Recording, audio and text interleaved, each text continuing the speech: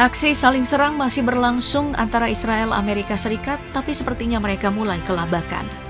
Di saat rudal terus menghantam dan pangkalan mereka ikut jadi sasaran, situasi justru berbalik tak terduga. Ledakan mengguncang Tel Aviv, warga panik dan turun ke jalan, sementara di Teheran dentuman keras malah disambut tenang, bahkan dengan lambaian bendera. Ironi ini makin tajam ketika Wave 55 Operation True Promise 4 berjalan tanpa henti dan kerugian telah mencapai 20-an miliar dolar mulai terungkap. Di saat yang sama, sekutu Amerika perlahan mundur. Jadi siapa sebenarnya yang sedang kehilangan kendali?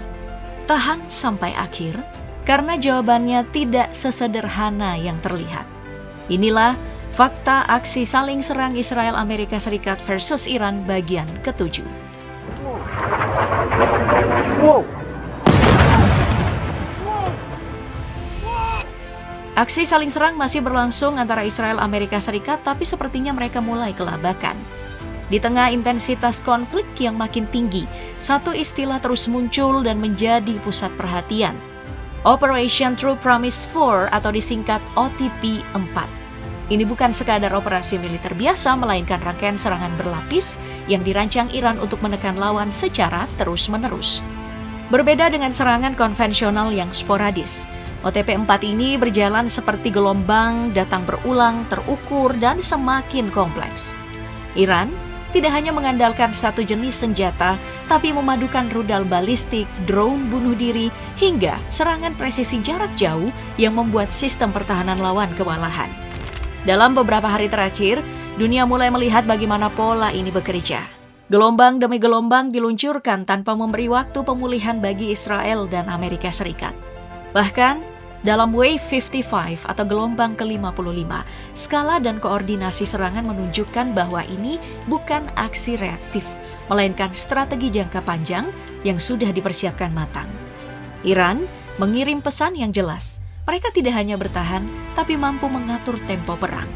Kronologi eskalasi terbaru dimulai dari kawasan Teluk, tepatnya di sekitar markas Armada ke-5 Angkatan Laut Amerika Serikat.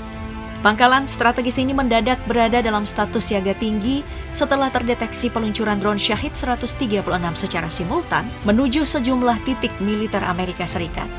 Drone ini dikenal sebagai kamikaze terbang rendah, sulit dideteksi radar, dan menghantam target dengan presisi. Serangan ini bukan hanya ancaman fisik, tapi juga psikologis, karena menunjukkan bahwa pangkalan paling dijaga sekalipun tetap tidak bisa ditembus. Tak lama setelah itu, Wave 55 OTP 4 ini benar-benar dimulai.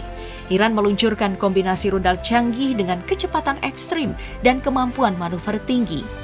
Beberapa laporan menyebutkan jenis seperti Fatah yang mampu melaju hingga hypersonic, serta Emad dan Kader yang mampu membawa hulu ledak besar dengan akurasi tinggi. Dampaknya langsung terasa di Israel Utara. Kota Naharia dilaporkan menjadi salah satu titik yang terkena serangan roket, termasuk dari kelompok proksi seperti Hezbollah. Rekaman yang beredar menunjukkan bangunan rusak, kendaraan terbakar, dan warga yang panik mencari perlindungan. Ini menandai bahwa konflik tidak lagi terbatas pada dua negara, tapi sudah melibatkan jaringan sekutu yang lebih luas. Eskalasi kemudian meluas ke pangkalan udara penting milik Amerika di kawasan Teluk, Sheikh Isa di Bahrain, dan Al-Dhafra di Uni Emirat Arab. Menurut pernyataan yang beredar, serangan gabungan rudal dan drone menghantam fasilitas logistik dan shelter pesawat tempur. Dampaknya bukan hanya kerusakan fisik, tapi juga penurunan kemampuan operasional. Belum selesai di situ, serangan juga menyasar pangkalan militer Victoria milik Amerika Serikat di dekat Bandara Internasional Baghdad. Untuk pertama kalinya, rekaman memperlihatkan drone FPV, drone kecil dengan kendali langsung, terbang rendah di atas area pangkalan sebelum menyerang. Senjata jenis ini relatif murah tapi sangat efektif karena sulit dideteksi dan bisa diarahkan dengan presisi tinggi ke target tertentu. Selain drone, serangan roket juga dilaporkan terjadi, menambah tekanan terhadap pasukan Amerika Serikat di Irak. Jika dilihat secara keseluruhan, pola serangan ini menunjukkan satu hal penting. Eskalasi Iran tidak berdiri sendiri, melainkan terhubung dengan jaringan proksi di berbagai wilayah. Dari Lebanon, Irak, hingga Teluk, semua bergerak dalam satu ritme yang sama.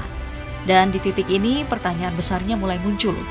Apakah ini masih sekadar rangkaian serangan, atau justru awal dari perubahan besar dalam peta kekuatan di Timur Tengah?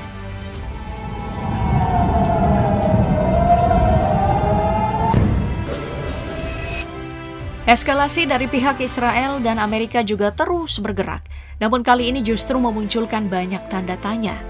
Di tengah intensitas serangan yang tinggi, pasukan pertahanan Israel atau IDF kembali merilis rekaman yang mereka klaim sebagai bagian dari operasi terbaru dalam apa yang disebut Perang 12 Hari.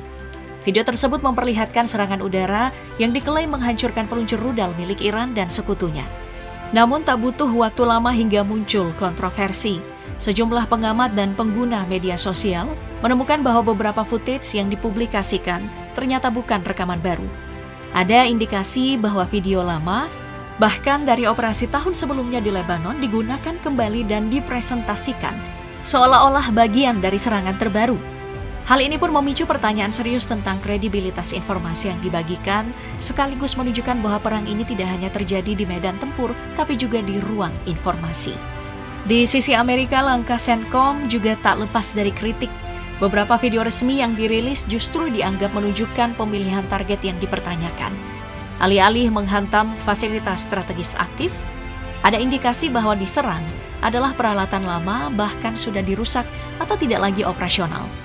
Salah satu contoh yang ramai dibahas adalah penargetan sistem pertahanan udara lama yang sudah pernah dihantam sebelumnya, serta lokasi yang diduga merupakan bagian dari museum militer. Ini memunculkan spekulasi, apakah serangan ini benar-benar efektif atau sekadar upaya membangun narasi keberhasilan? Di tengah polemik tersebut, IDF juga membuat klaim besar. Mereka menyatakan telah menewaskan seorang pejabat keamanan tinggi Iran. Sosok yang disebut memiliki peran penting dalam struktur kekuasaan dan dekat dengan pemimpin tertinggi Iran. Nah, jika klaim ini benar, dampaknya bisa sangat signifikan karena menyentuh langsung lingkaran inti kekuasaan. Konflik Israel, Amerika Serikat, dan Iran terus memakan korban. Hingga hari ini, total korban jiwa dilaporkan mencapai sekitar 1.444 orang dengan 12 warga Israel dan 13 tentara Amerika tewas. Sementara itu, sebagian besar korban berasal dari Iran dengan jumlah korban terus meningkat sejak awal eskalasi besar konflik ini.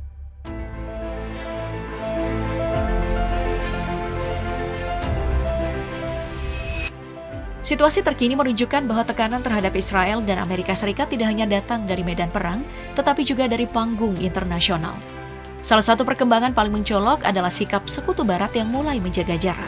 Sejumlah pemimpin Eropa secara terbuka menolak permintaan Presiden Donald Trump untuk ikut mengamankan jalur pelayaran di Selat Hormuz. Bahkan dari dalam NATO sendiri, muncul pernyataan tegas bahwa konflik ini dinilai bermasalah secara hukum internasional dan aliansi tersebut sebaiknya tidak ikut terlibat. Di saat yang sama, pergerakan militer Amerika juga memunculkan tanda tanya besar.